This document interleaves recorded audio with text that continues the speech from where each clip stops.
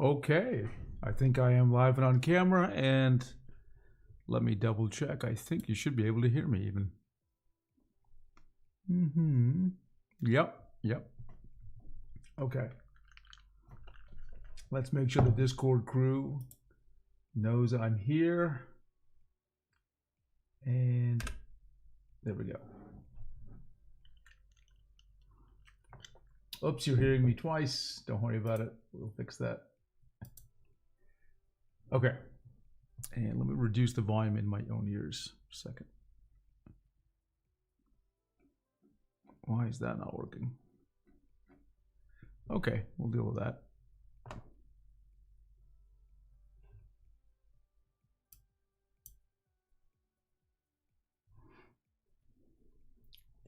Okay, hang on a second.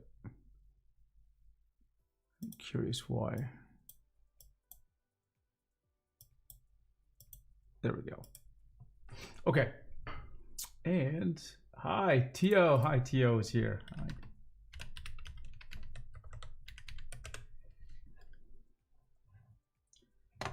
Thanks for joining us. Gonna get going in just a second, just to make sure everyone on the Discord is set up. Okay, live now.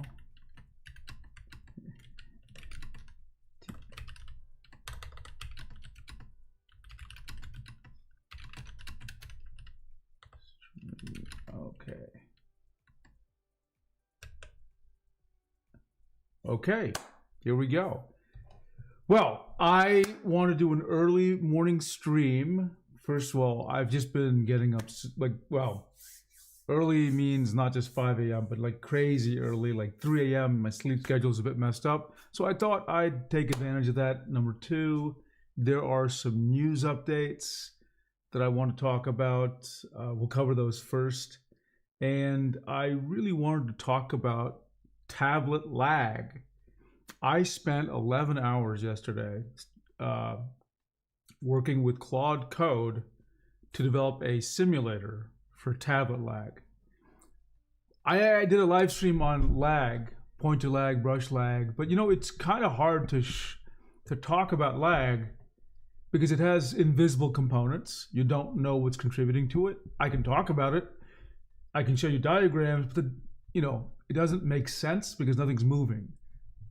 But now we can see the lag. We can play with the levers and see what happens. And you're going to see the difference between the word latency and lag and how report rate affects lag and all the different sources. You're going to be amazed. As far as I know, I'm very sure this is the only live visualization you'll be able to see where these topics are demonstrated. And I am going to, I made a lag video a couple years ago. I made a couple of them, but I've learned more. And I think with this simulation tool, I'll be able to show you in the video just with much greater clarity what is going on. And I'm really curious on the feedback people are going to give. I think you'll be surprised what I was able to add to the simulation. I'm very sure you'll be surprised. Okay. So let me get to the, and the tool is available. I published it. You can go get to it. It's just a web tool. You can see it. So I'll share all that. That's really the big topic that I want to talk about. We'll do Q&A, of course, if people have questions. Let me check the chat. Pluzzing is here. And as I mentioned earlier, Tio is here. Always love to see when Tio joins us. Oh, before I continue, let me bring up my show notes. There's something you need to know, which is our good friend and one of the top YouTubers who talks about tablets, Brad Colbo, is doing a live stream. Let's see. It's for him. It would be, I guess, 12 p.m. Eastern time in the U.S. So 9 a.m. my time, which means in 3 hours. Okay. So one of the reasons I scheduled this earlier is so that I don't conflict with his. We'll take a look at what he's going to talk about. But I strongly encourage you to go to his stream. I'm going to put the link in the chat in just a second, if I can find it, because he had a really good live stream last week, and I encourage you to just join in. I attended that one, And I think, let's go find his channel. What is he going to talk about? I think today he's going to, well, we'll see. Let's get to his channel. YouTube, Brad Colbo.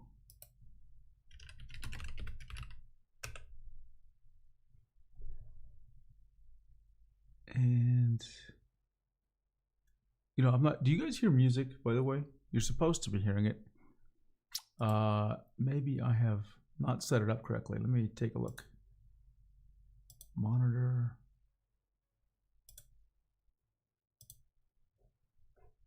There may be a problem. I don't know anymore how these things work. Okay. If you don't hear music, just let me know. There is some configuration thing going on. But we'll see. We will see. Okay, let's get to his channel. I'm going to just bring up the... I did figure last stream I wasn't able to display my demo PC. I figured out the reason. It was sending a 4K signal and my streaming device was having problems with that. Okay, so there's a couple of things we're talking about with Brad, but specifically first, let's talk about his post. So yeah, weekly news roundup. I love that he does this. You know, I stream almost every week, so I'm a big believer in staying connected that way. And so I will be joining his live stream as well, meaning as a chat participant. I won't be on the stream. So Procreate 6 coming to Mac is the big news. So we'll talk about that briefly, but his live stream is today, March 25th. Excuse me, let me just put something down here. And that is at 12 p.m. Eastern, so in 3 hours from now. And this was from last week. Let's see if there's any comments here in case people wanted to share something. People want to do an MS Paint app review. Well, they're asking this of Brad. Actually, I was researching MS Paint. And I will be, you know, lately I've been doing some videos on what I call software archaeology. So I will actually be reviewing, so to speak, MS Paint. Okay, so that's going to happen. Where did I put my YouTube? Hang on. I closed my chat comments, so I got to find that out. So give me a second.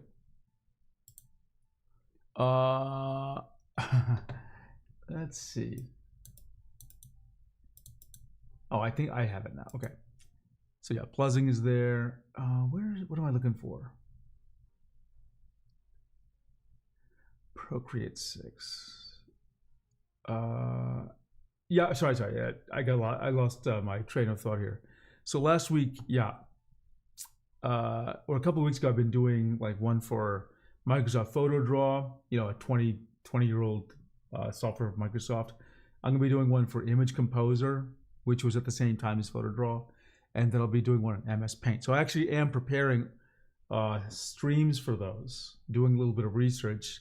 So we'll try to take a look at different versions of these apps because it's kind of interesting how they're developing. And I was writing some code, you know, vibe coding with Claude.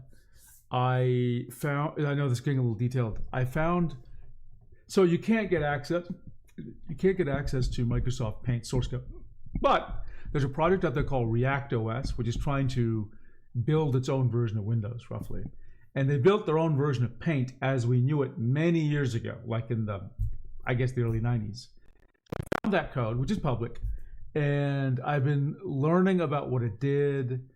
It's written in C++, so I was analyzing it with Claude Code, and just as an exercise to get me used to the future, asking it like, okay, how would you make this a more modern Paint program in terms of like C coding or C++ coding, as well as consider what it would be like to move it to Rust and not just translate the C++, but be very Rust idiomatic. So I'm working on that. This is a long way of saying I'm trying to build my own Paint, okay, which should be simple, but high performance and will be better. I hope you'll like it better than the Paint that's in Windows, okay? And I'm curious, again, most of that's going to be, almost all the code is going to be vibe coded with Claude Code. So that's an experiment. I'm very happy. And on top of that, I'm using that as a stepping stone. It actually has a purpose to build my own Paint application. I'm not going to sell anything. This is just for me to experiment with ideas. You've seen me build web versions, but now I'm going to build a real app. Okay, Pleasing says, I don't know why sometimes drawing on random drawing web somehow make on a random drawing will somehow make my drawing better.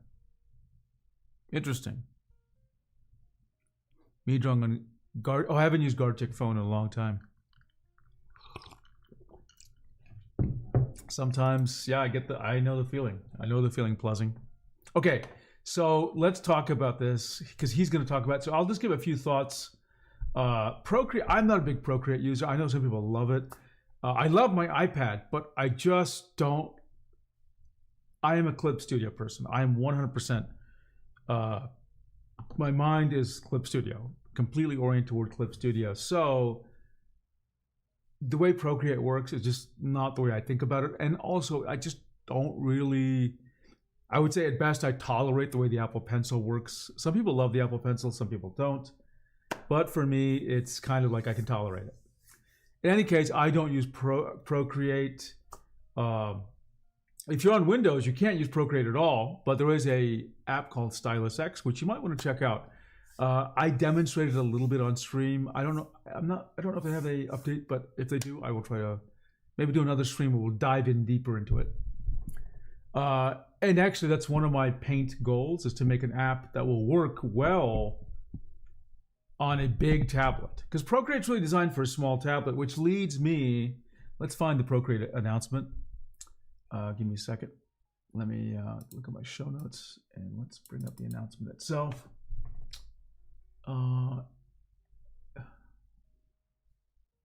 Procreate 6. You know, I have to admit, when I saw someone post the announcement yesterday, I thought it was an April Fool's prank because we are getting there. Okay. Okay, let's find this and let me show it to you. There we go. This is on the Procreate.com website from James, who I think James is the CEO and co-founder. So it is official. That's the first thing. And let's just briefly parse through it. Procreate for desktop is by far our biggest community request. We've been, and I'll zoom it in for anyone who has maybe can't see it like me. They were hesitant. They honestly were hesitant to enter the market. Totally understand. It's not cheap to do that. It's real resource intensive. Why were they hesitant? Lots of Procreate success is dependent on fluid touch gestures. Desktop touch displays lag behind Apple iPad and Apple Pencil. Now, what's interesting? Now, this is interesting. Recently, our perspective changed.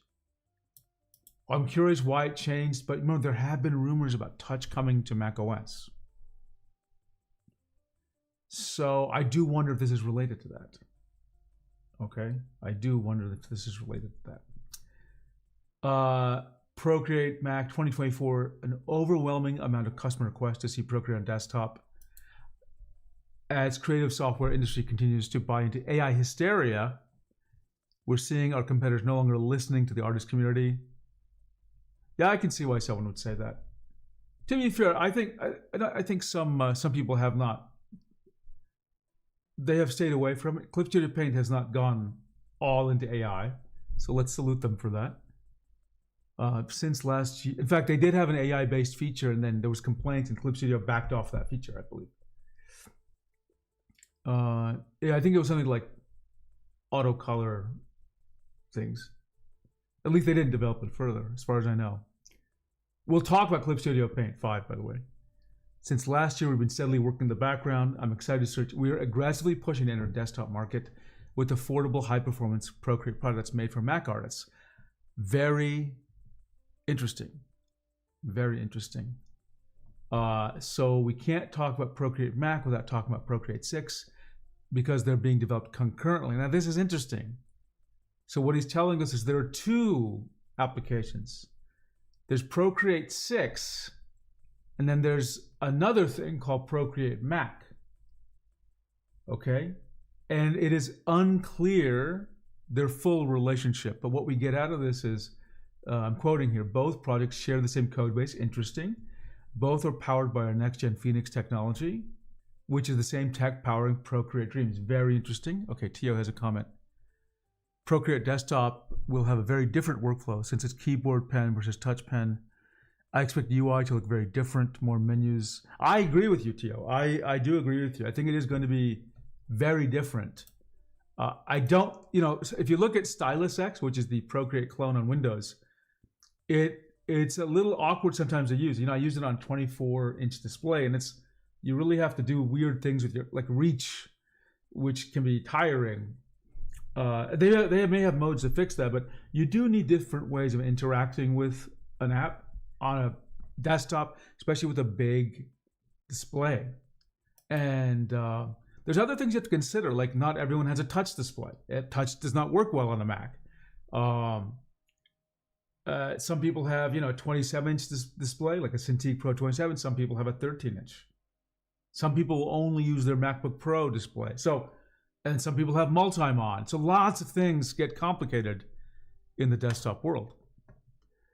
Plussing says, I like Procreate and Pocket Procreate. I think that's what the iPhone version is called. So so it's an official Procreate, but a smaller version of iPhone? So it is, now that I read this closer, it's a little unclear if Procreate Mac and Procreate 6 are coming at the exact same time. So let's see if that happens. What's he mentioned for 6? More layers, of course. Adjustment layers, love that. Blend modes, sure. iCloud file synchronization, I guess that'd be useful, yeah. Undo history saved in the file, okay. Layers larger than canvas, super, super important. He says far more than a routine update. It's taking longer because transitioning to entirely new underlying technology. That must be that Phoenix technology he mentioned. He says, while moving to that is with the same user interface is a significant challenge. I think he's being honest here. We can't release this with odd surprises we can't release this with odd surprises, disruptions, or new learning curves. Okay, makes sense. Okay, here we go. Developing both simultaneously means, well, I got excited, but Procreate 6 and Procreate Mac will not be released this year. They're most likely arriving 2027. Okay. It's going to be some time. So we're going to be waiting a year, basically. But at least they have said it. They've said it.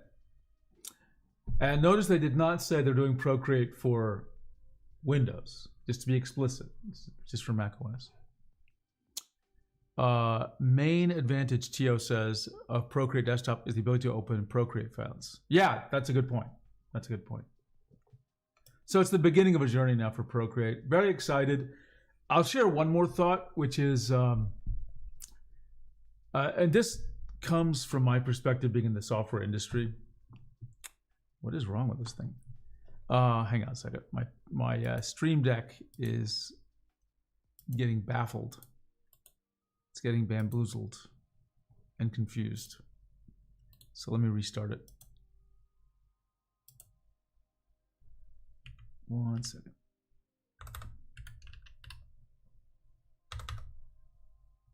Stream Deck. I wasn't able to switch the cameras, which is, I can do it without the Stream Deck, but it just makes it so much more convenient. I don't have to reach as far. Okay, there we go. We're back in business. Okay, so, and let me pin it to the start menu or the taskbar in case I need to relaunch it again. So a couple of things I wanted to share. Number one is, if you haven't worked in the software industry, especially for a large corporation, you probably don't have a really clear perception of how much it costs to build software, okay? Many years ago, my manager told me the rule of thumb at Microsoft was if you have a person, when you add in their salary plus health insurance plus air conditioning, all the things you need to support an employee, you should assume it's at least about, on average, $250,000 a year. You're not paying that person $250,000 a year. They may be getting paid half of that, but your total cost of the company is huge.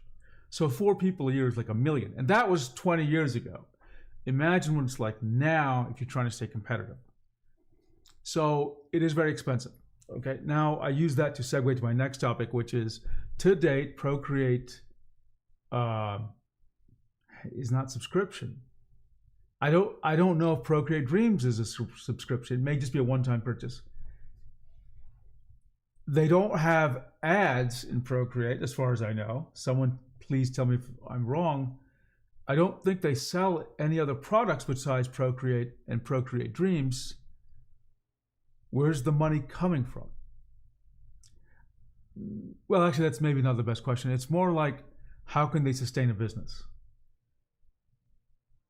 And I don't mean the following thing as a criticism or I'm just saying it would not surprise me if, to support all this development, we're going to finally see subscriptions come to Procreate. I'm not saying I have information that's going to happen. I'm saying I would not be surprised because it is expensive to do these things.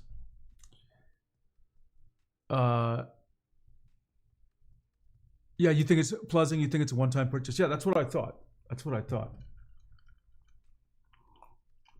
So that's one thing I want to say. Like, look, I expect any software you buy at some point, unless it's like a utility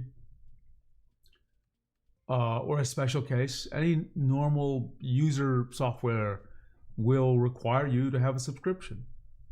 I know we don't like it. Hopefully they can price it appropriately in different regions, but I expect it's to, it's something to be expected. Okay. So don't, again, I'm not saying they said that. I'm just saying I feel like it's going to happen eventually. Okay. If someone knows how else they make their money, or how, they must be having investors funding them. Investors expect a return on investment, a big one. So something's got to happen there, right? Because software development is not cheap. Even if you have AI, it is not cheap. Okay, there's one other thing I want to talk about, which was not listed here, which is important to me. So let us make sure we see this. Okay, let me move my head. Okay, so he listed Procreate 6 will come with big upgrades. I suppose this means Procreate on macOS will also have these same features. There is one feature here which for me, especially on desktop, is super important, especially if you intend to seriously use it for things that I do. That's vectors. I don't just mean importing, exporting vectors. I mean vector layers and vector paint strokes, like Clip Studio Paint does it. They didn't say it. They didn't say they're not doing it, but that's something that's going to be very important for people like me. If there's one reason I don't use Procreate, is that I won't use an app that does. I mean, for what I do, I got to have vectors. I got to be able to paint with vector strokes, not just import export. Okay, that is critical for me. That is critical for me. So if they had that, I would probably give Procreate a more serious try as an app. That's one reason I just don't spend too much time with it. I doodle with it. I just don't, I don't do my quote work with it. Tio says, yeah, I've often wondered how Procreate can pay employees when they charge what they charge for that. Yeah, exactly. It is something isn't adding up. The numbers do not actually. Let's ask the web. Let's ask the web. How does Procreate make money? Let's type it. Let's see what the AI says here. AI overview. So the company's called Savage Interactive, right? So they rely. First of all, it says relies on high volume global sales. Okay, but the other thing is it's okay to have one-time payments, but they don't even have. You pay once for lifetime. It's not like maybe they're going to have another one-time purchase for Procreate 6, which I wouldn't mind at all. Right? They don't have in-app purchases. Yes, they have high-volume sales, but how can you have a repeat sale? Because once you buy it for your account on Apple, it works on all the compatible devices. So, that's another problem. Now they do say here that Procreate Pocket is a separate revenue stream, but it's also a one-time purchase. So something doesn't add up. Listen, over 20 years ago, it was clear to us at Microsoft we could not live in a back then we shipped every few years and we asked you to pay for every new version. That wasn't sustainable. We had to move to a subscription model, okay, for all sorts of reasons, where you're paying essentially the equivalent of every month, right? So the numbers don't add up here. The numbers do not add up here. Okay.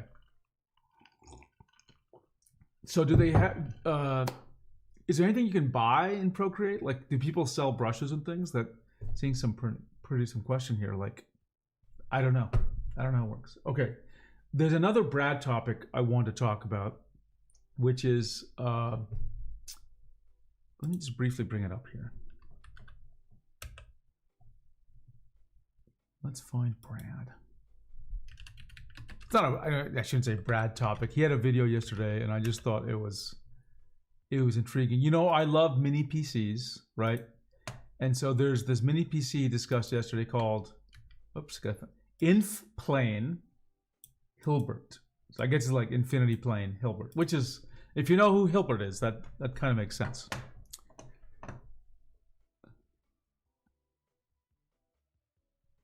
Pleasing says some people sell their brushes, but so does Procreate get a cut of that?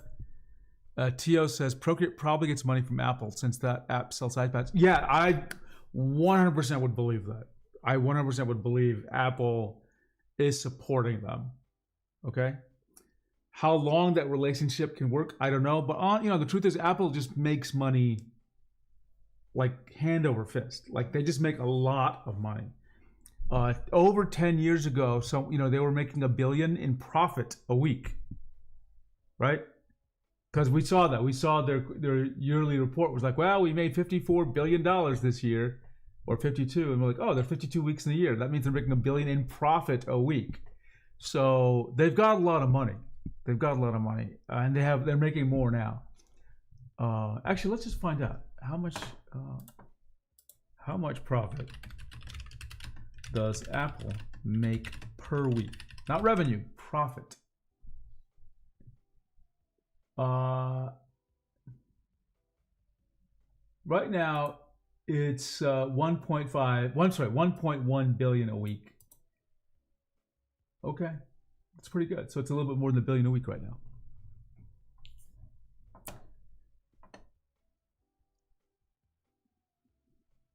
Another reason why I think it's Apple providing money is because Procreate is exclusive to iPad. That's what Tio says. That's a great point. That's a very good point. Publishers will pay for exclusivity. We see that in gaming, I believe, or we have seen it. Okay, back to Brad. So he's talking about this kind of mini PC. It's a large mini PC, and it's an AMD Ryzen AI Max 395.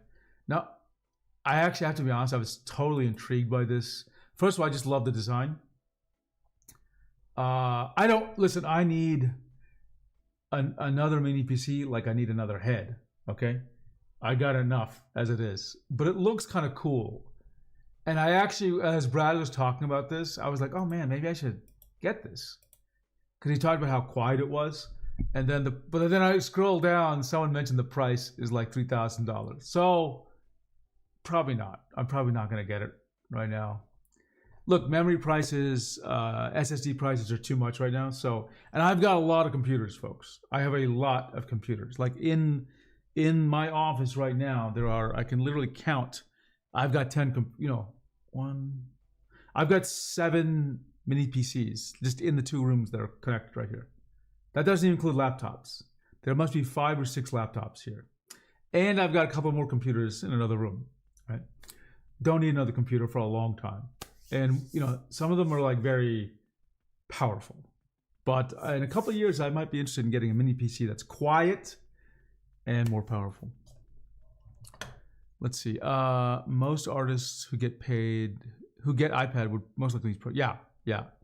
I think it does draw people to the device. And I think we've seen that, I mentioned that a few weeks ago in my streams, that when you have a good app will send people to your platform, okay?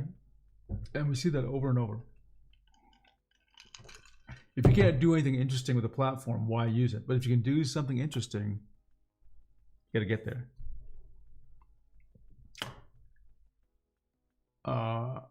Which is why I hope Microsoft does something interesting with Copilot. So anyway, I did want to share this. It is a beautiful thing, but I think it is too much at $3,000. It isn't even crazily spec'd either, right? Like this is 3,000 with like 96 gigabytes of RAM and 2 terabyte SSD. It's not like you get 256 gigabytes of RAM. That might be interesting. But yeah, I just wanted to share that. I think it's a really cool looking mini PC. On the larger end of mini PCs. Pleasing says, that is my main reason to get an iPad. Yeah, it makes sense. It makes sense. Okay, then let me get to my next topic, which is, we talked about Brad. We talked about this device, Krita 5.3. Okay, so that was released. Actually, Krita, let's take a look here. The official announcement.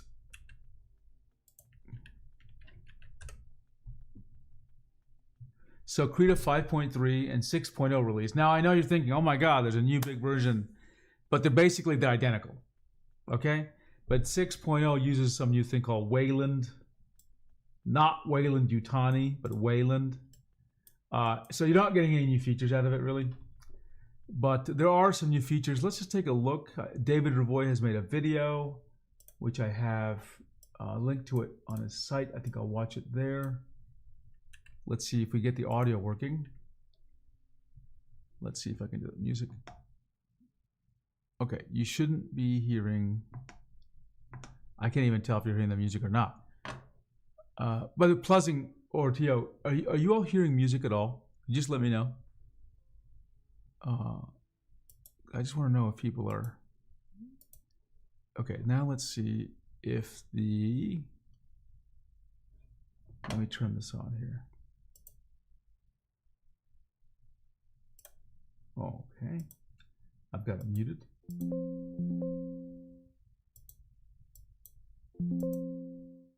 Okay, let's try this again.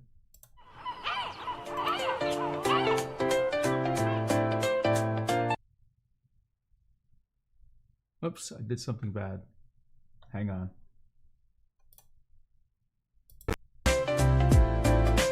Okay, let's start over again.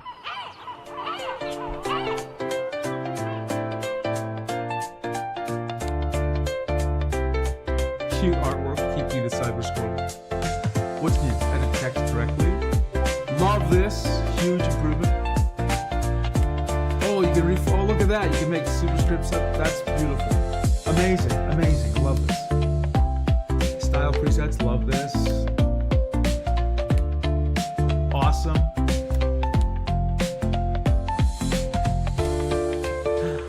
On text on a curve, useful for a lot of people. I don't use it, but I can see what's important. Comic panel editing, awesome. Quick sketch to blue. Okay, I can see something blue like this.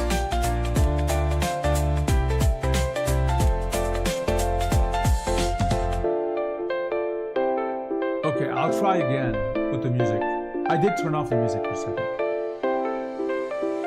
Improve liquefied performance. Actually, I skipped something with these plugins message, so.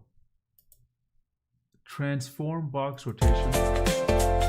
Oh, that's cool. Clip Studio added this, so that's cool. Pixel art stabilizer. Interesting. They got a special stabilizer for pixel art. Wouldn't have guessed that. Fill tool close gap critical. I like close gap, yes.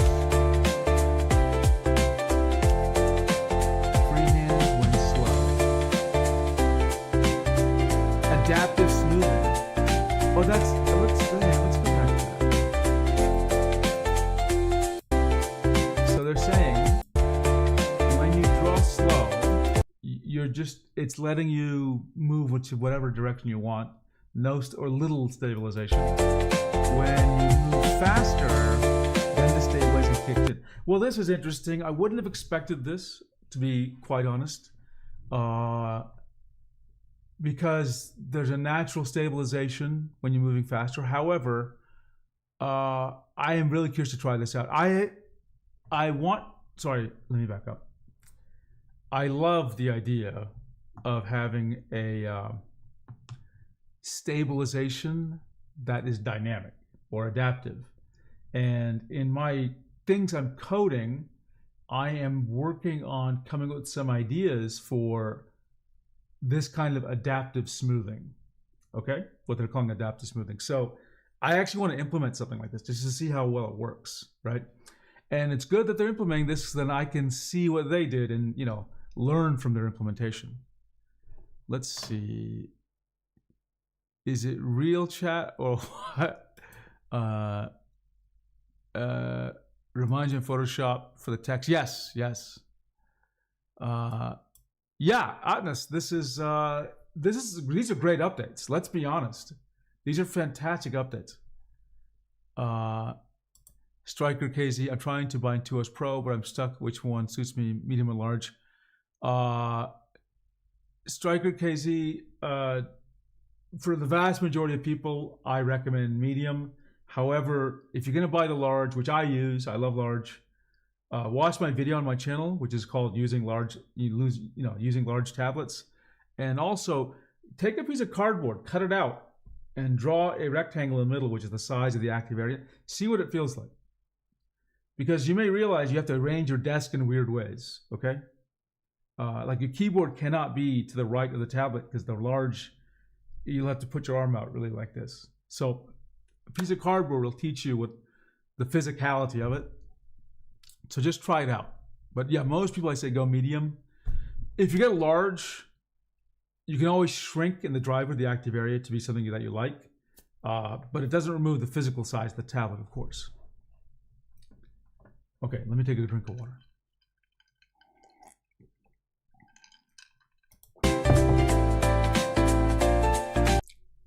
"3D textures, propagate colors, filter."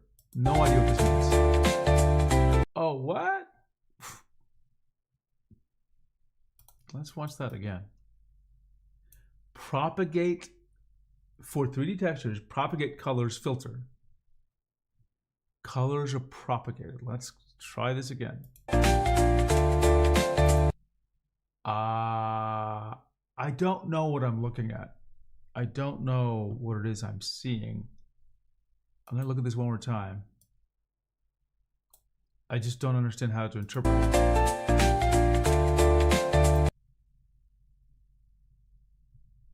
If people do 3D, let me know if this is useful. I just don't understand what it's doing or why I would care.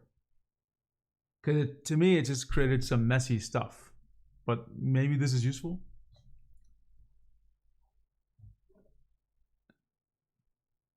Striker KZ, if it's your first time, then let me send a link to you to my buying guide, okay? Because I just, if you haven't seen it already, give me a second. Let me send it.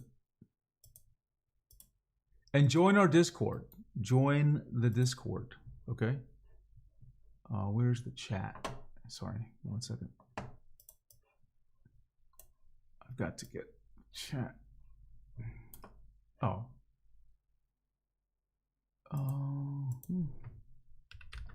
YouTube. I gotta get my chat on my other machine here.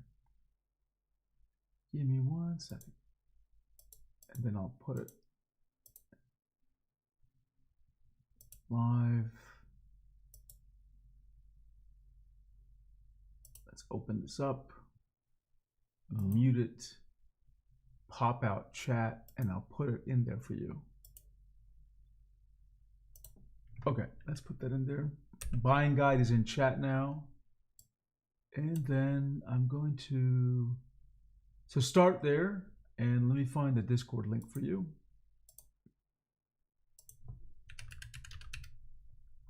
I think you really like our Discord, if you're not already there. Just in case you are not there, let's get,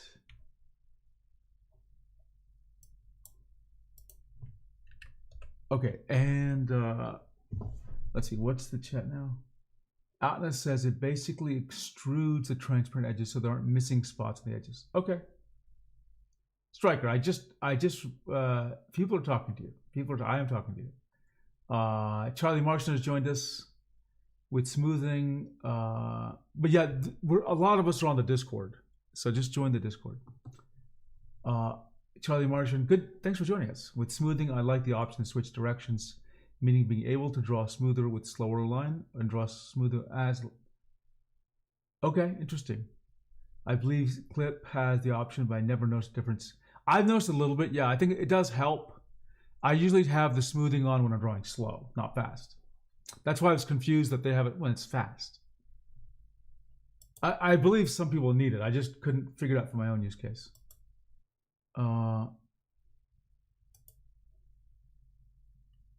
Let's see.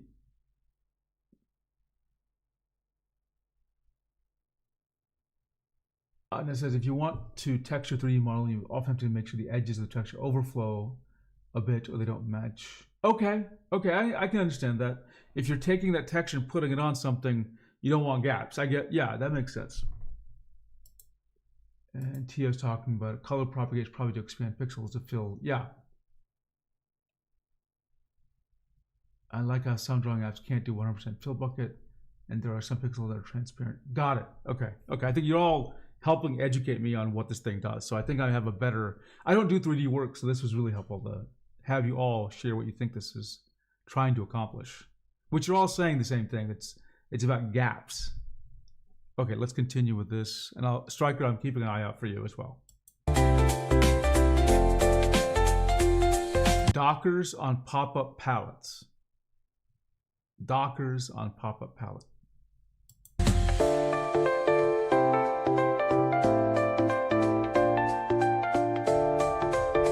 What's that one again? So I think the new part is these little things here. So you can have these things appear from the pop-up palette. Okay, I can see why that would be useful because you want more control for your brush at that moment. You don't want the palette open all the time. Okay, that sounds useful. RF Dale says dynamic stabilization on CSP is either increased stabilization when drawing slowly and reduced stabilization when drawing faster. Okay. Yeah, I've got to be able to compare and contrast these two. I'm very, very curious.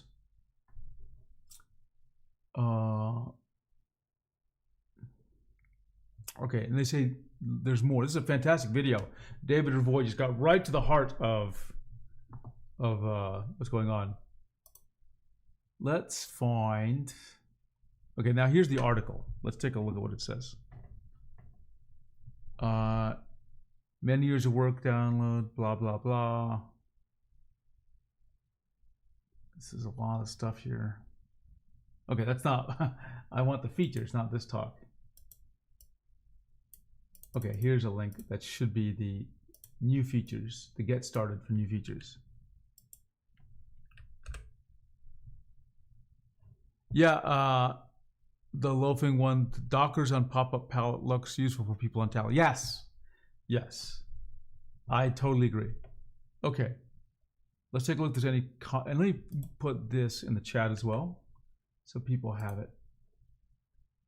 Okay.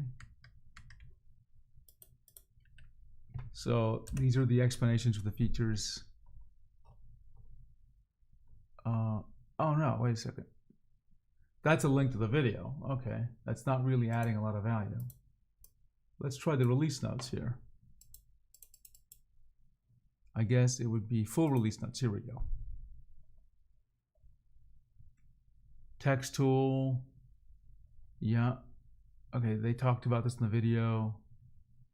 Tall towers. Comic panel editing tool. I'm just scrolling down. We don't. Okay, this one. Oh. Adjust smoothing based on stroke speed. This allows you to reduce smoothing of stroke with speed. Most jitter happens when drawing slowly, so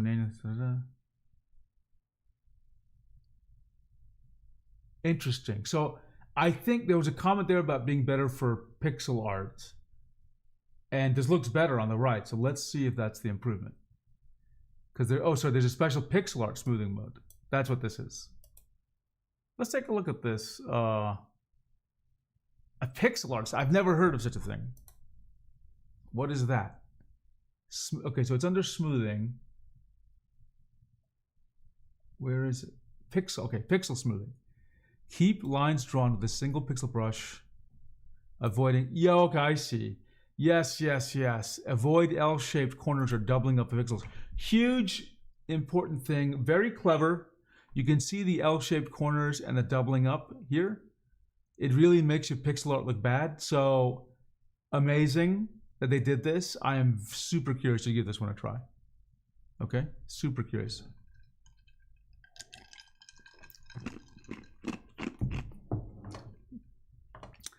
I don't know, Charlie Martian, if it has a vector eraser. I don't think it does. You might be able to erase vectors, but I don't think it has one like we're used to in Clip.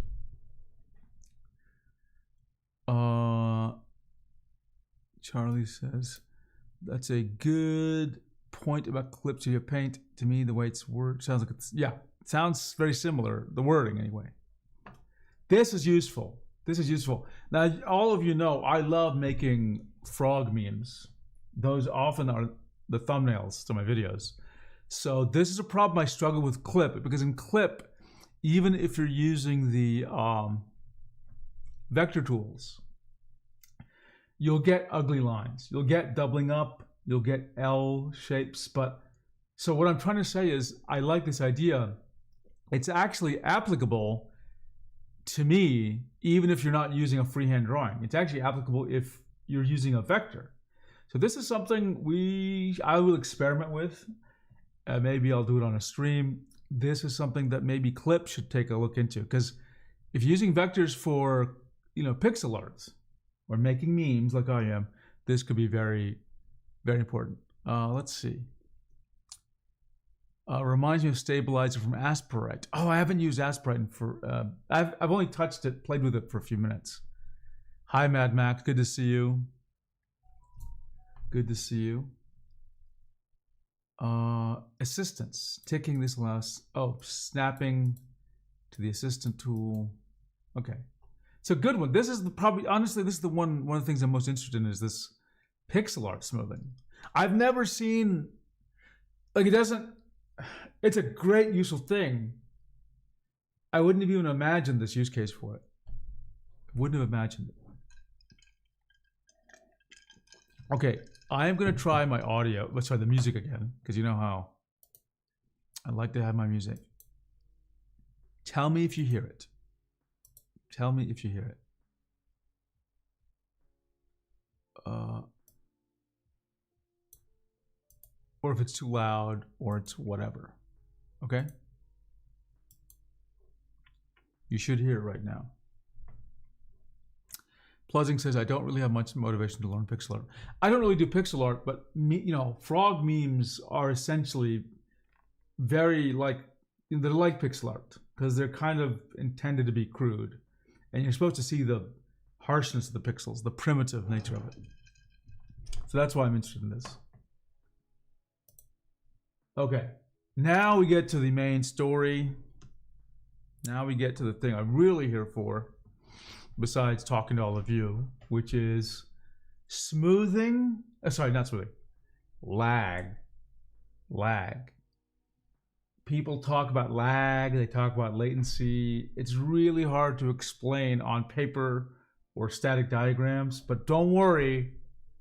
You're going to see, I think you will be amazed. I think you're going to be amazed, okay? So I'm going to open up a tool. Let's see, Atna says, it's an old feature. Even 2004 software graphics had it. Software graphics and Gale had it, but non-pixel art software usually lacks it. Got it. I didn't know that. It sounded new to me. Listen, remember, when I was originally doing pixel art, I was doing it with a joystick. Okay, so the idea of a freehand stroke pixel art is like alien to me. First joystick, then mouse. I never used a tablet for it until recently. Okay, so I'm going to type in.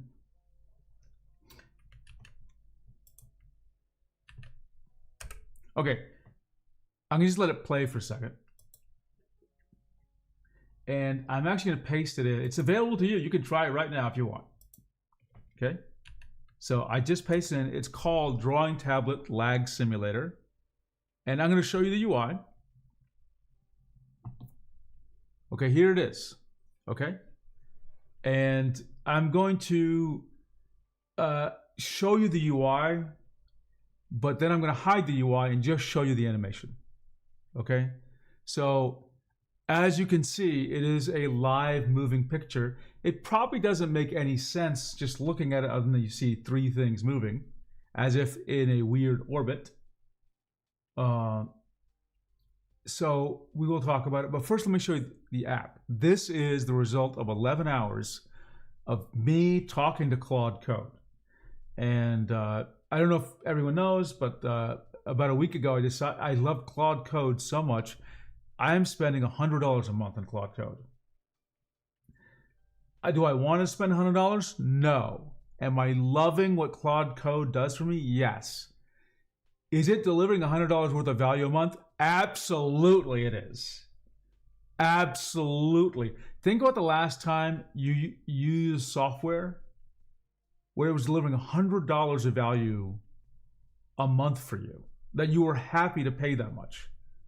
That's how much I use Claude Code and how many different kinds of things, not just coding, by the way, that I use it for, or Claude in general even. Charlie Martian says, I think I hear music in my head, so he used to hearing music and hearing you. Yeah, I get it. Jerry, good to see you. Bringing back the topic yesterday, I saw the stream of the Look Outside dev, and bro's doing all pixel art with a mouse. Yeah, those were the days. I was Mr. And I even drew like artistic things with a mouse, not even just pixel art, like meaning more like painterly things, which is a pain.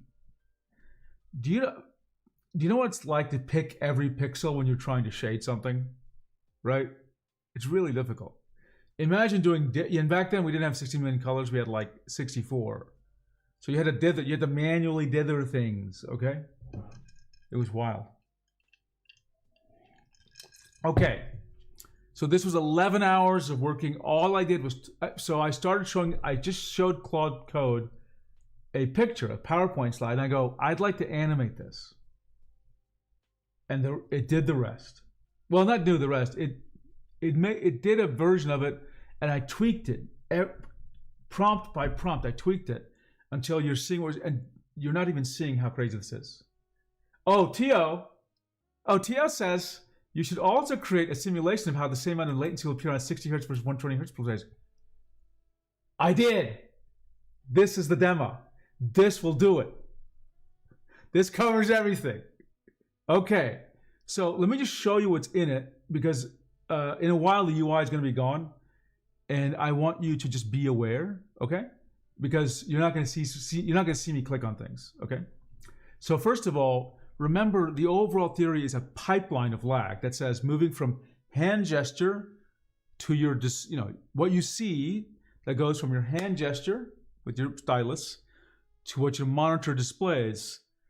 What your eyes see is lag, okay? And there's three things that contribute to lag. Oops. Stream Deck is just going crazy right now. Okay, fine. There are three things that contribute to lag, okay? First, they're categories of things, okay? And each one has different sources. Latencies, rates, and smoothing, okay? Latency just means something's happening later than something else, after, okay? People confuse lag and latency all the time. They're not the same concept, especially not in the definitions I'm using. Then there's rates, how fast something happens over and over. 60 hertz, 200 hertz report rate from the tablet, all sorts of little rates involved. Okay, then there's what was the other one? Smoothing. Okay, smoothing.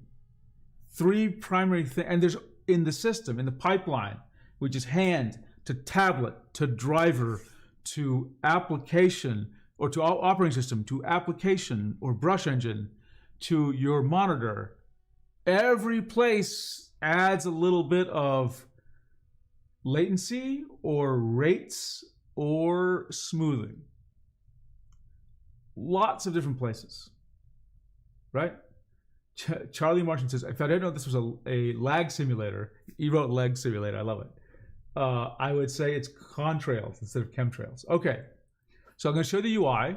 So first of all, the animation can simply be, let me give you the UI for a second. The animation can simply be paused, right? I can just pause it and play, okay? In fact, I can do something else, which actually is not pausing, but it's physically stopping the pen from moving. And you can see the pen and the mouse pointer, and then a brush stroke, okay? Watch what happens when I just stop moving the pen, right? Everything catches up, which is what you'd expect. And then I can restart the thing. Oops, I have to resume the pen. And I can just reset everything, okay? And on the left, I have controls for the hand gesture. I can make this thing move faster, the pen. We're going to see how your hand gesture, meaning how fast you move, affects speed. I can have it do different things. I started with this, I don't know how to pronounce this, Lissajou curve, but we can actually just do a simple circle, which is what I'm going to do in a minute. Or for the OSU players, thank you for Koyo for suggesting this, a star. So you can see what happens with curves here, okay? Now one more thing I want to show you. Well, you'll see. Don't worry, there's way more to this. We can talk about what the tablet does, because the tablet has its latencies and smoothing and report rate. Okay, now for the sake of the demo, it's weird to show you high report rates. So here I scale the report rate to something our eyes can see. Okay, then what's the operating system do? The operating system is really the mouse pointer. And just as an example, I can make the mouse pointer bigger, so it's obvious where the mouse pointer is. That will come in very handy. Or I can change it to a crosshairs, okay? Okay, I'll keep it mouse now. Or I can go to the brush, and I can change all sorts of, this is the brush engine. I can change latency, meaning how long to take the brush engine to start drawing. Smoothing, size of the brush, I'll just go ahead and do that for a second. Right? Or I can make it small, but it's good to have a bigger brush sometimes. And of course the brush, sort of the end of it disappears, so it's easier to see visually. So its trail vanishes over time. And I can do some other things that I'll show you. Then the display. Guess what? I can change aspect ratio. But I'm going to surprise you with this, but basically let me click on screen mode. You see a difference? I can show you pixelation. Let me just make the pixels real big. And notice what I've got here. Refresh rate and response time. Okay? I can even turn off the presets so I can jump back in time. Okay? So let's take a look at the comments. Okay, there's no new comments. Let's start. Let's reset. Let's reset all. Okay? So let me turn off some stuff for a second. Oh, sorry. I'm going to move everything away. Don't worry, you're going to see something. I'm going to pop it out. I'm going to pop out so you can see as much as possible. What's the best way to do this? I think I'll put my face here. Yeah. And then I'm going to full screen this guy. What is that? FN11? Nope. There we go. Now you see the entire thing, okay? And I can save presets. So let me just first clean everything up, okay? I'm going to turn off this track. I'm going to turn off the brush.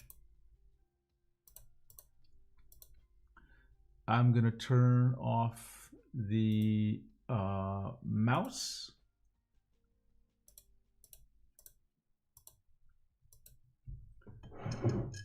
I'm going to turn off the, what do you call it? I'm going to turn off everything, the label, track, and the circle. I'm just going to leave the pen. So what are we seeing? What are you seeing? Everything on the right of the screen, you should think of that as your eyes are seeing the screen of a pen display, like a Cintiq, okay? The blue marker is a pen, a stylus, okay? You're just doing this, you're just moving it along, okay? Now, for the sake of argument, to make it simple, I'm just gonna have it move in a circle, okay? It's just gonna move in a circle. It's gonna move in an oval because the screen is, it's adjusting for the screen size, okay? Why is it not doing that? Hang on. Oh, sorry, I made a mistake. There we go. Whoops. It gets reset. That's okay. Let me okay. So it's a circle. It's just moving in an oval, a circular shape. That's the starting point. Okay. Let me save the preset because this is actually kind of important for me. Okay. This is step 0. We'll call this 0, 1. Okay. So this is where I'm saving this so that in the future when I do this again, it'll be obvious. And I can return back in this. Actually, let me save that again. Let me rename that. Start. Pen on circle. Okay. So you can't see what I'm doing. That's okay. You don't need to see what I'm doing. Next, what is the path it's taking? This is called the track. So I'm going to turn on the track. Okay? Notice the tip of the pen is perfectly on the track. Okay? I'm going slow because it is going to be important for you to understand as we develop this piece by piece. Okay? The next thing, this is going to come up in several places, but I'm going to turn on a label. So the letter A refers to the exact point on the track, meaning the tip of the pen. Okay? And then we'll start adding things. So that's the pen. Nothing is happening. You could think of this as like, you don't have the driver installed. You're just moving the pen. Nothing's happening on the screen. Okay? Now, in the reality, there's going to be a pointer. That's the mouse. Okay? Now, the mouse, in the perfect world, the mouse would be, where would the mouse be? Okay, it would be right at the tip of the pen, right? It would be infinitely fast. And you'd always see the mouse. There's no lag here. Your eyes do not reveal any lag. There's 0 lag here. Okay? And I'm going to put a label on the mouse, which is B. So B means the tip of the mouse. A is the tip of the pen, B is the tip of the mouse. B minus A, or A minus B, or that delta, that's what we call pointer lag. Right now, the pointer lag is 0. There's no separation, okay? Now, what's the first source of lag in the system? We have latencies in the tablet. It takes time to process the data and send it to the computer, and for the app or for the operating system to receive it. Now, we need to understand the difference between latency and lag. So latency just means that something happens later. Let me give you a great example because things are moving. Let's suppose you're going down an escalator. There's like 10 people and they're all going single file down an escalator. So one after the other. There's a bit of there is some latency. The 10 people are not stacked on top of each other. They come in every 2 seconds.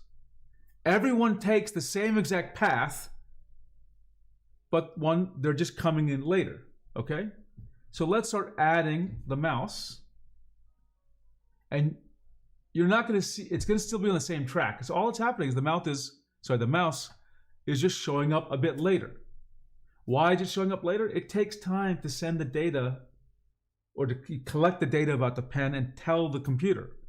By that time, a little bit of time has passed, and so the computer doesn't know where the pen is. It knows where, it basically, it's putting the mouse where it thinks the pen is, okay? That's point B. The difference between A and B is the pointer lag, right? Sorry, Mir, you just got started at the good time. It's okay, we didn't get far. We just got to the meat of it. And it's not your fault, it's mine. I noticed Brad had a stream planned at 9 a.m. my time. So I wanted to start a bit earlier just in case it was going to take a while. I'm sorry, I tried to get a hold of you on the Discord, but we just began, really.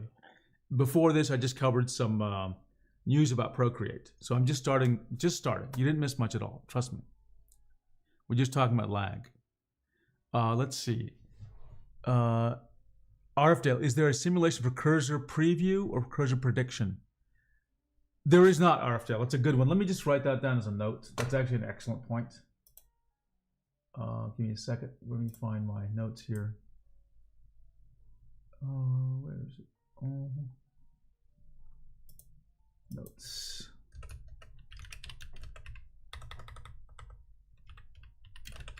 Cursor prediction. Okay. But you didn't miss much. We just got started. Okay. So why is the mouse on the same track? Because it's just got latency.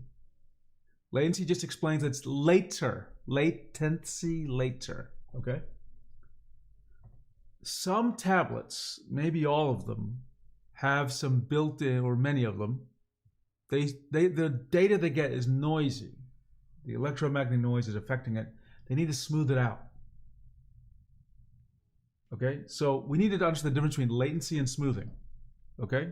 Let me remove the latency, the tablet latency. Okay? That's what we expected. Now I'm going to ramp up smoothing. Watch what happens. Just a little bit of smoothing. The line looks a little different. It looks almost like it's purple now. A little bit more smoothing. A little bit more. A little bit more. A little bit more. A little bit more. Whoa! Remember, there's zero latency. There's zero latency from the tablet. Why is the pointer... You notice two things. The pointer is on a different track. It's not only visually lagging, it's actually in a different position. Now, if I held the pen still, like watch this, it'll catch up. See? But if the pen moves, the mouse pointer will go back to its smooth track. So that's the first thing you need to understand. Latency doesn't affect the position of things. It affects, sorry, it doesn't affect that, it affects the timing of things, not the position. Lag will give you a visual, both latency and lag will give you visual separation, but lag will actually change the trajectory of the thing that is following. Okay? Yes, Mir, that's exactly right. That is what's happening here. The cursor is being pulled. It's very kind of gravity here because it's chasing the pen, but the pen is moving so fast. And now let's just test that theory. Because you know, hang on a second. Let me get back up here. I'm going to change the speed of the pen. Watch this. You see, the pen's going so fast that the cursor doesn't have time even to move close to the pen, right? It is truly chasing the pen, okay? So you'll notice the lag. So this always tells you, I tell you, your pointer will lag more the faster you move your stylus. This is the evidence with smoothing, right? Now, if I go back here for a second to like a low speed pen, let me turn off smoothing. What happens with latency? Little bit of latency, maximum latency. It doesn't change the path, it just gets later in the track, okay? Physics and drawing tabs, unbelievable, yeah. Oh, we got so much more. Now, let's go back to, speed is, keep the speed there. Let's, zero latency, zero smoothing, okay? When we have zero latency, zero smoothing, the pointer will be right on top of the pen. But there's another thing that the tablet can be doing. Tablets do not send an infinite amount of data per second to the computer. It can't. They send reports every like 100, 200 times a second. My monitor is 60 hertz. The YouTube video would not work at 200 hertz. So in this scale, it's just a 60 hertz report rate. Let's reduce the report rate.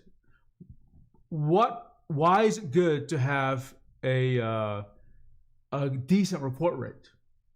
And you'll see more of this later as well. So I'm scaling down the 60 hertz report rate now from the tablet. It's now down to 50. It's now down to, oh, what do you see? When it's down to like 7. There's zero latency, there's zero lag, but now the cursor is jumping because it's only getting a new position of the pen every, it's not getting one very often. So a lot of people will look at this, and even though there's no latency and no smoothing, they will look at this and say, oh, this is laggy. Okay? So this is another way lag will be perceived by people, is just having a low report rate from the tablet. Now in practice, all tablets have pretty high report rates for our eyes, but you'll see when we're drawing brush strokes, the report rate will come into play again, okay? So let me, O.L. Leshy, I have a complete irrelevant question, Mr. Pence. Okay, got it, yeah, feel free. Between Wacom Pro Pen 2 and 3, do you know if it's super low-end signal stability reduction? Between Wacom Pro Pen 2 and 3, do you know if super low-end signal stability has been improved? We don't know. No one. The person who analyzes signals the best here is somebody named Yuki Dama. He's got a project called Project Patchouli. He's analyzed a lot of Wacom pens. I don't think he's analyzed. I think he's in a Pro Pen 2. I don't think he's in a Pro Pen 3. But he's the person who would, if he has done that, he's had time to do it, he'd be able to comment on that. Okay. Now, as a user, I haven't noticed anything different. Number 2, if so, to a degree worthy of upgrading using minimum. So, okay, number 2, but IAF. Cube, who is super good at measuring IAF, that's another tablet expert. He, in his measurement, I think he measured 2 different Pro Pen 2s. He felt the IAF was higher than what he's used to. And he notices it. He doesn't like it with the Pro Pen 3. So from his perspective, the Pro Pen 2 has a lower IAF. I can't notice it. Other people, I don't know how other people feel. So other people want to comment in chat, please do. In other words, if you're sensitive to IAF, I would be cautious about a Pro Pen 3 unless you've tried it. Okay? Yeah, that's number 3. Yeah, we just don't know about the signal, so it's hard to say for number 3. I noticed the softness tip feel setting of Pro Pen 2 still incorporates a 2.5D dead zone. Yeah, I found some kind of explanation about this, but basically, yeah. I guess noise or something causes the Pro Pen 2 to report pressure where there is none. Sometimes, not all units do it. I have 2 units that do that. They require the dead zone. But it's always worth trying to remove the dead zone. Now, in the driver for Pro Pen 3, they don't have a dead zone on the curve. I suspect they're automatically adding the dead zone still, right? That may be the reason we're seeing the higher IAF. Maybe. But then Cube tested on Open Tablet Driver, and Open Tablet Driver doesn't have a dead zone. So, yeah, we don't know yet. We don't know yet.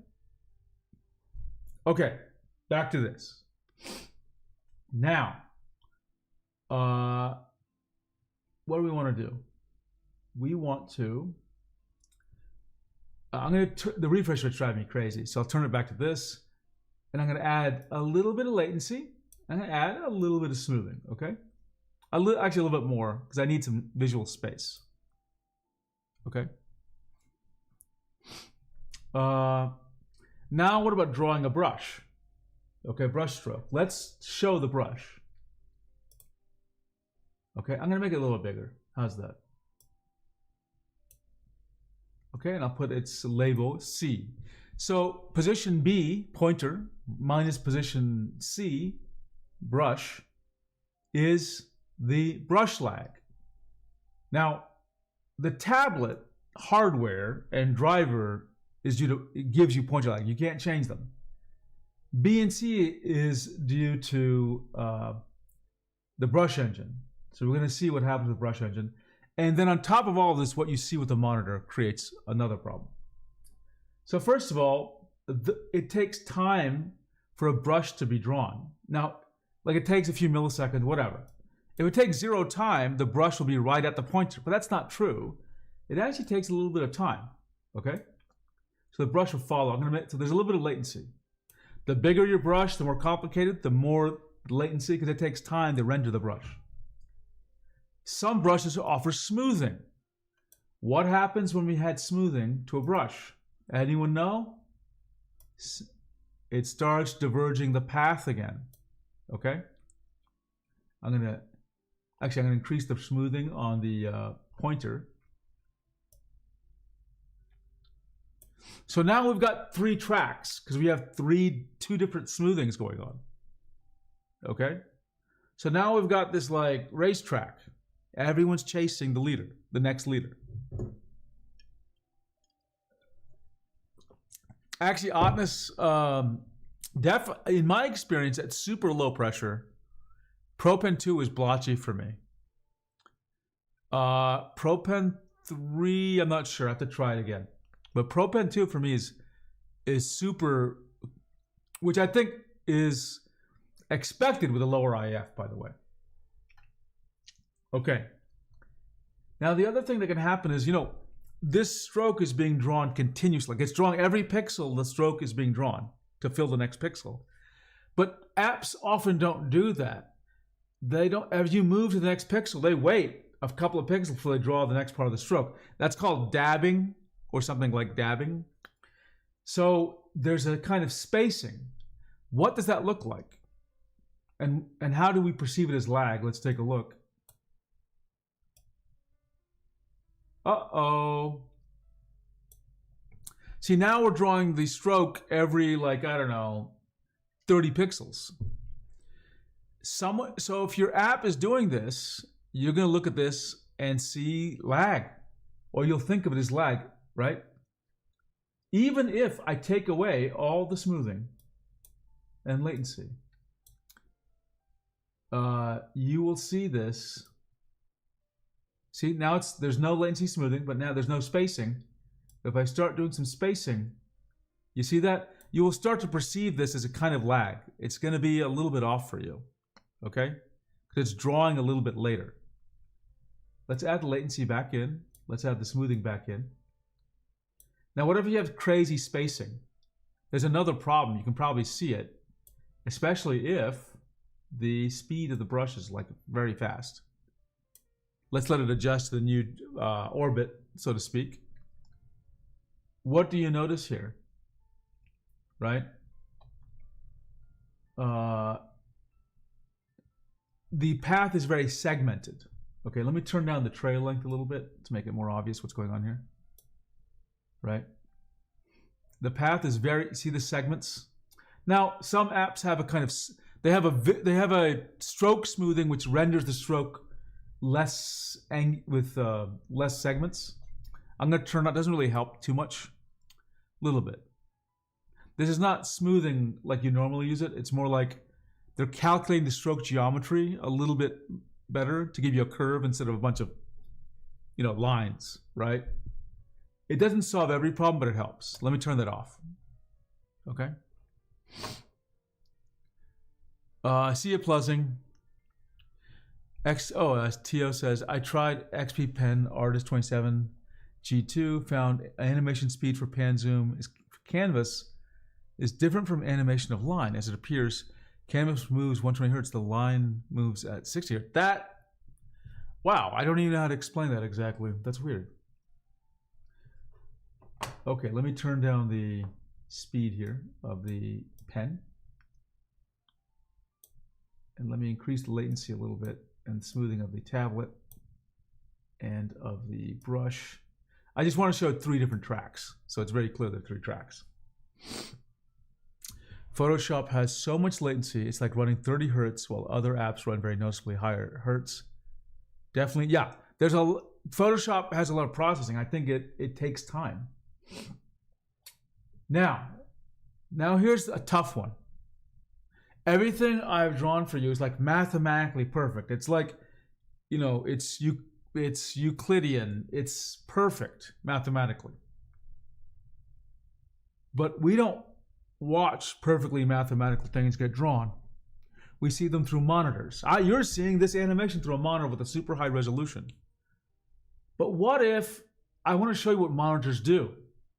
How do things like refresh rate and response time affect what we perceive as lag? Well, I added it. So I'm going to turn on something called screen mode. Now watch what happens. Now it's pixelated, okay? I think maybe, do I have pixel lines here? Let me see if I can add that. Yeah, I have a grid. So I know things are really blurred out here. So I'm going to do some increasing of size so it's a little bit more obvious what's going on, okay? Remember, the speed of things has not changed. It's just pixelated. Notice it actually seems the stroke looks a little slower actually because of the pixelate, which is interesting, right? The lag hasn't changed whatsoever. Nothing has changed. Okay, and I'm going to turn off anti-aliasing. This makes things a little more clear. And I'm going to make the mouse a bit bigger. Okay, good. Everyone can see it. Now, in this simulation for the display, and I can change the resolution, by the way. I can make it like a much higher resolution, or I can make it like low resolution. I'm going to stick to around this because it'll make a lot of sense like this. Okay. So we noticed that when there's fewer pixels, things just seemed laggy and weird, visually weirdly laggy. But when there's more pixels, it seems less laggy. So that's another thing that counts: resolution. This wasn't something I knew about before I did this simulation, okay?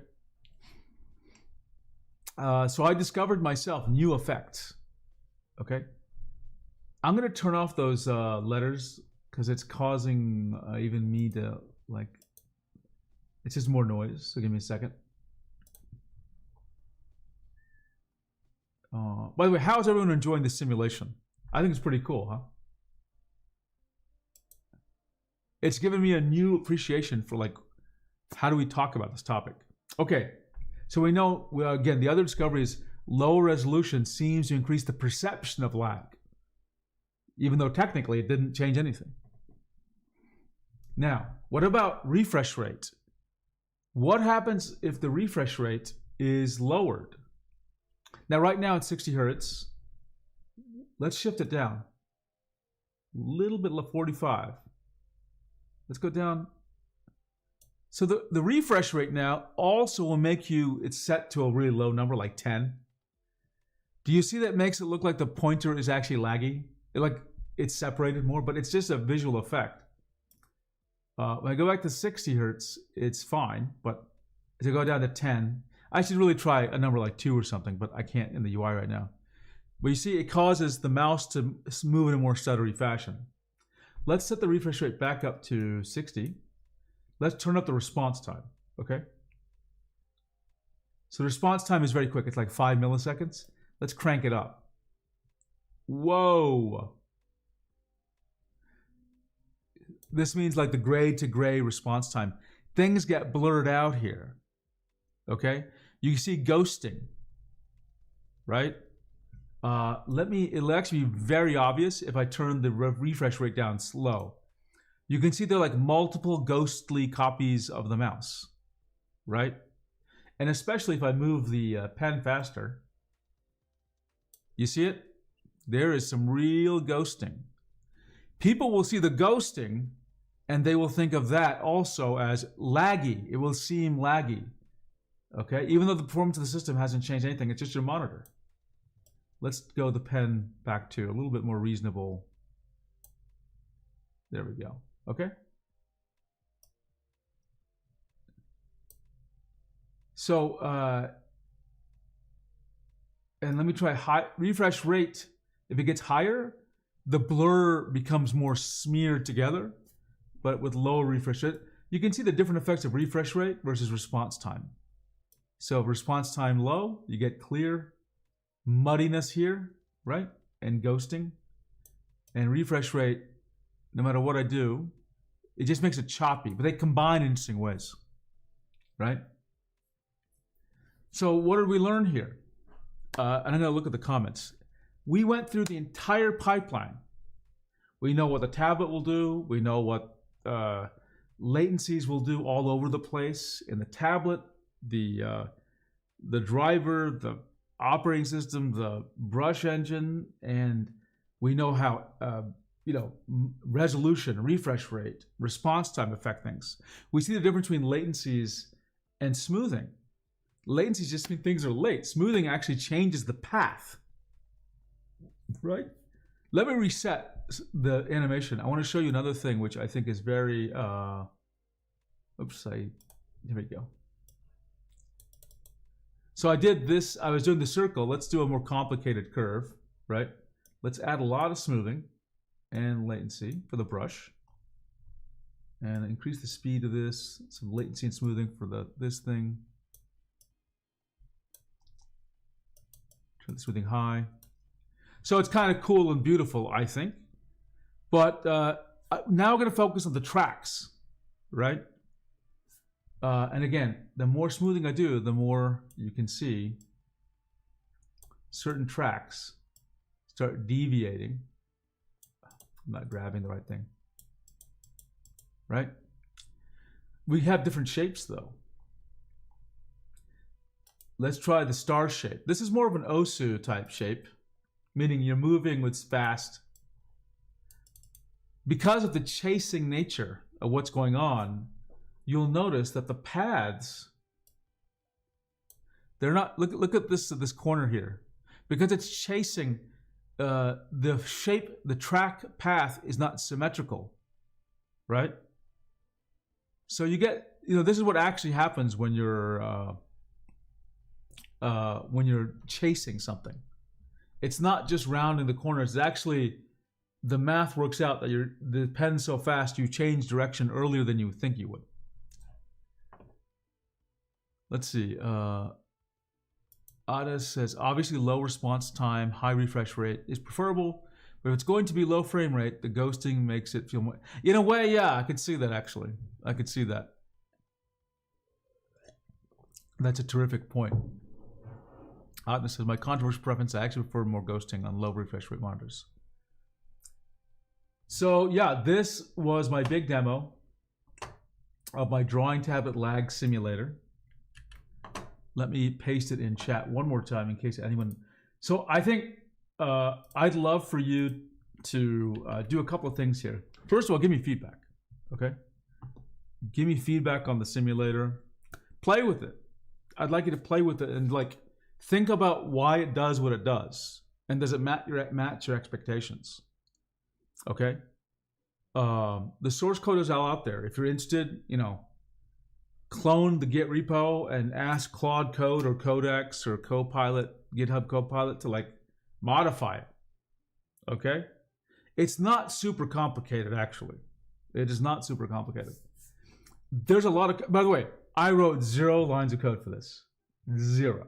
I didn't even look at the code for this. Well, actually, I did look at the code, but I looked at just trivial pieces of it. Okay?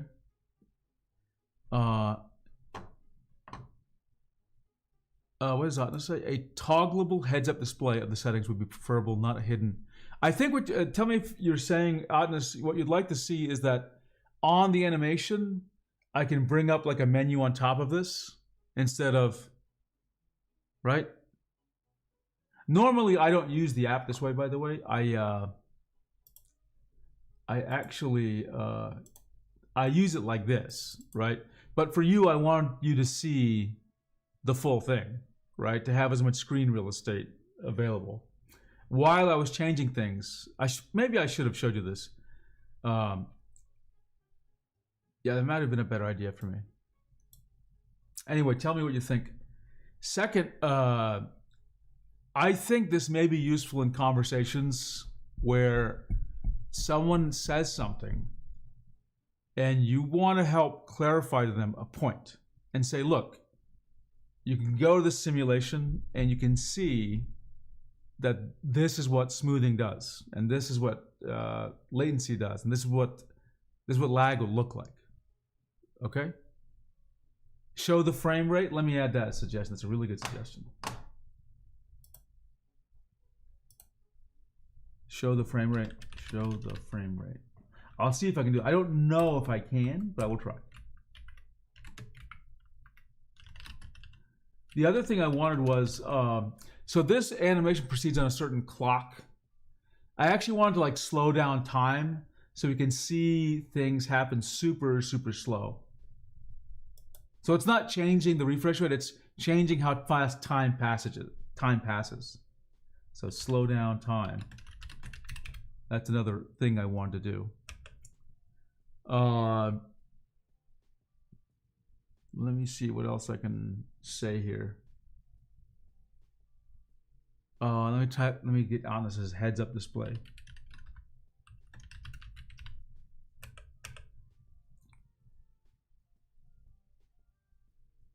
I do need to do some UI cleanup here.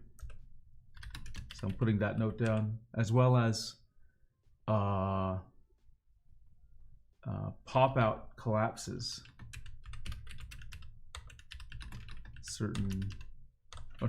Pops in on certain changes. Fix that. Yeah, so that's, oh, there's one more thing. Some apps show a brush preview.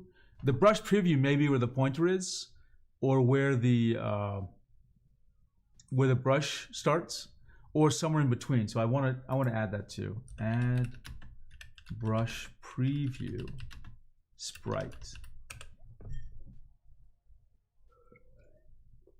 So yeah, I may also, to help people, well, I don't know.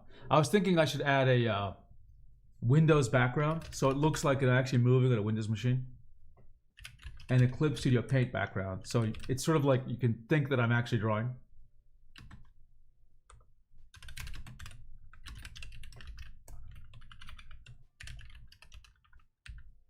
Right? Okay, that was my big demo. My lag simulator, and yeah, I'm super happy with this.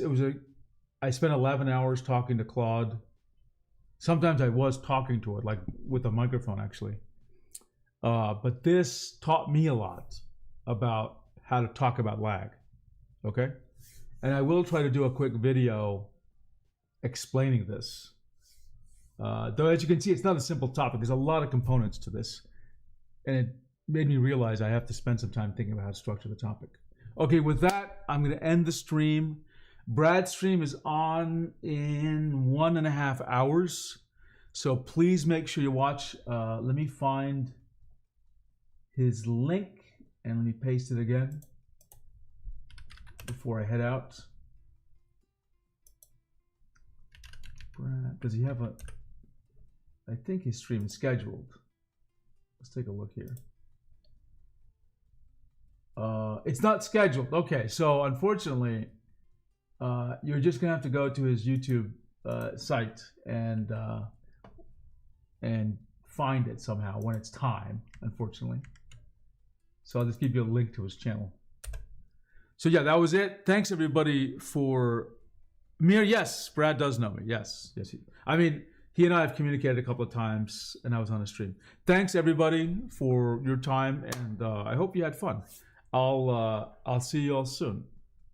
Okay, and I'm glad you could make it, Mir. I'm glad you could make it. See you, everyone.